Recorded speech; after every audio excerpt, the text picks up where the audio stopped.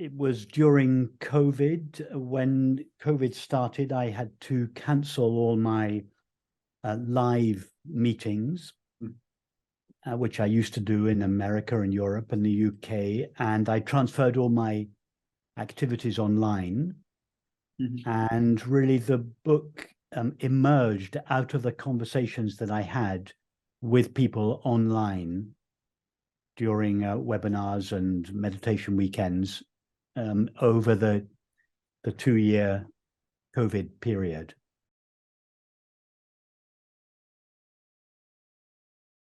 I started exploring these matters in my mid-teens, when I was about 16, 17 years old. That was when my interest in these matters really started.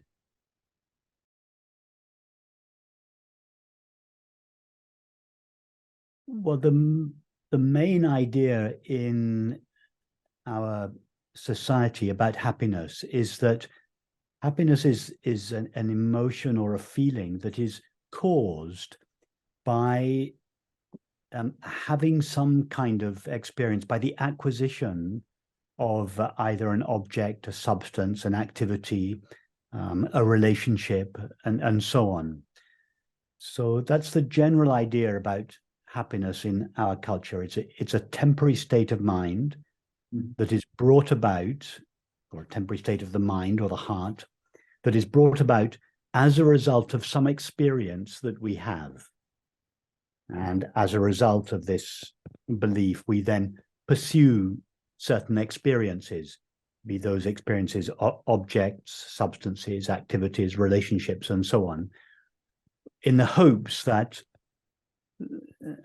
they will provide happiness for us. I would suggest, and this is really the main thesis of the book, that this is a complete misunderstanding, that happiness is our nature. It is the nature of our essential being.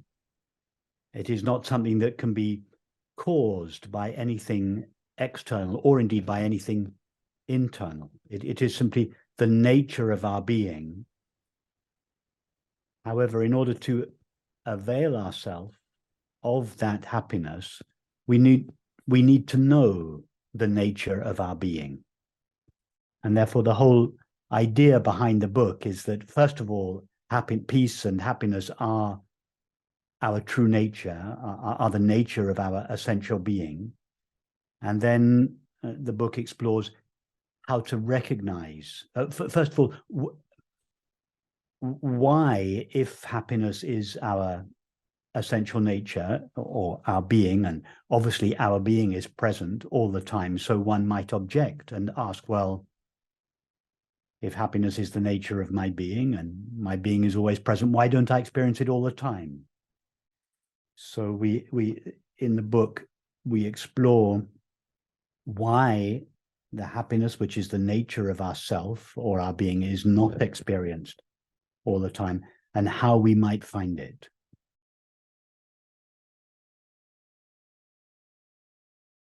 The most important thing to realize is that people, relationships with people, are not responsible for our happiness or indeed our unhappiness. Nobody can make us happy. Nobody can make us unhappy. And if we understand this, we relieve our friends of the impossible demand of providing happiness for us. Most of us expect, but this is particularly true of intimate relationship, most of us expect our intimate companion, or indeed our friends in general, to be a source of happiness for us. And by doing so, we place a great burden on our friends, the burden of producing happiness for us, being responsible for our happiness or our unhappiness. And this is an impossible burden to place on them, and it ruins relationships.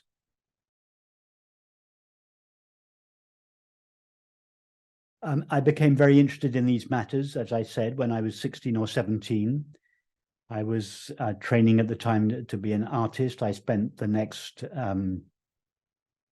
30 years of my life practicing as a ceramic artist, exhibiting all over the world. But my private interest was always an interest in these matters. So I studied and practiced in the traditions, first of all, of classical Advaita Vedanta, which I received from Shantananda Saraswati, the then Shankaracharya of the north of India.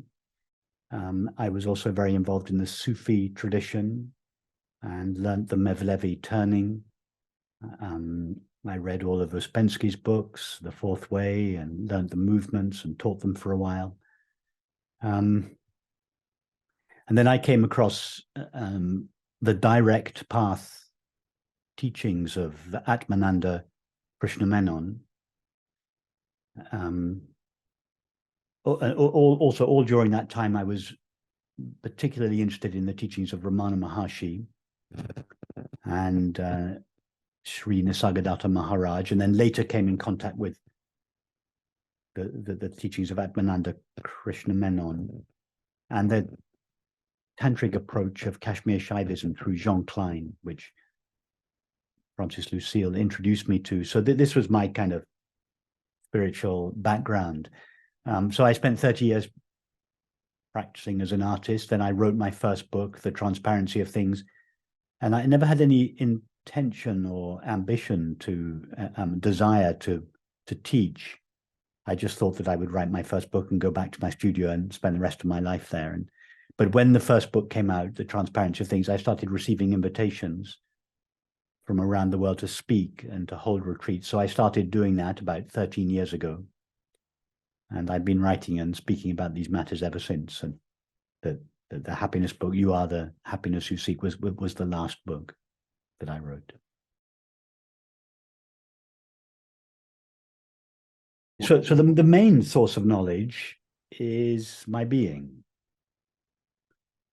That's the real source of understanding. But if you mean by sources, if you mean who are the people that I've studied and explored, then, as I said, the classical Advaita Vedanta tradition, the Sufi tradition, Ibn Arabi, Balayani, Shams of Tabriz, Rumi, and so on, Ramana Maharshi, Nisargadatta, Atmananda Krishna Menon, Jean Klein, Ksemajara in the Kashmir tradition, Francis Lucille. These were my sources. If by sources you mean the Meister Eckhart, Plotinus, there are many others, but those are the main ones. So those were my external sources, the people that I studied and was influenced by.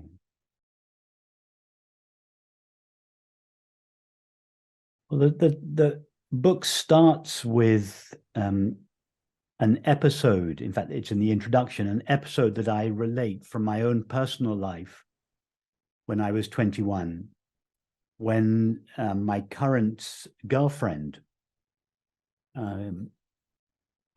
called me. We have been together for a number of years, and she called me over the phone, and in a very brief 2-minute conversation ended the relationship. So the book starts with this event when I was struck very forcibly by the fact that the person, in this case, my girlfriend, the person in whom I had invested my happiness can just disappear out of your life in a 2-minute phone call. And although I had been interested in these matters before this event was the real catalyst. So it starts with this personal story from my life where I explain how it became very clear to me, not just intellectually, but in a kind of visceral way, that it's madness to rely on anyone or anything to make one happy. That to do so is setting oneself up for failure, disappointment, and ultimately unhappiness. So that's where the book begins. The recognition that nobody can make us happy. And by the same token, nobody can make us unhappy. Our happiness or our unhappiness is entirely to do with our own interior life, our own response to our circumstances. So the second, and then it goes from there to exploring where happiness can be found, namely only within, only in our being. And then the book goes through a series of explorations of our being. So we come to, it starts by recognizing that for most people, our sense of ourself or our sense of our being is mixed up with the content of experience. And therefore, whilst everybody knows their being, not everybody knows their being clearly. And I suggest in the early stages of the book that it is this lack of clear self-knowledge that is responsible for the veiling of the peace and happiness that are our essential nature. So the book then goes on to explore our being or ourself, to take the reader through a series of explorations that arrive at the recognition of the nature of ourself as peace and happiness. And then towards in the later stages of the book, it talks about how this understanding impacts our everyday life. So there's one big difference from this book and almost all other personal development approaches, namely that almost all personal development approaches presume the existence of a separate self, a temporary finite self or ego. And they think of happiness as an experience that self has or acquires. And they give that self something to do in order to improve its chance of happiness. In my book, You Are the Happiness You Seek, we don't presume the existence of the separate self. On the contrary, we explore it. We undermine the belief in the separate self or the ego. So, and it is this dissolution of the sense of being a separate self or an ego that is that reveals our innate, ever-present happiness. So this is a radically different approach from the approach that you find in most self-help books. The self-help books presume the existence of the separate self. In the approach that I share in You Are the Happiness You Seek, we explore and undermine that separate self. We explore who we really are, and we recognize who we essentially are.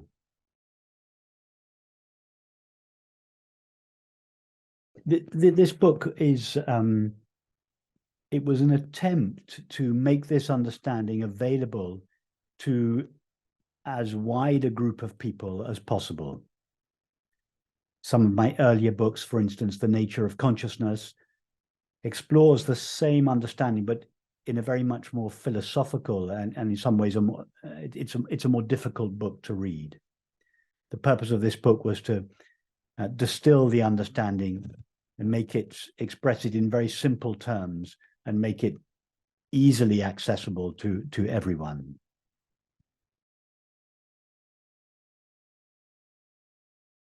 Yeah. Is there anyone I would not recommend my book to? The answer to that question is no. Who did I have in mind when I wrote this book? Anyone who is interested in lasting peace and happiness. And that's about 8 billion people.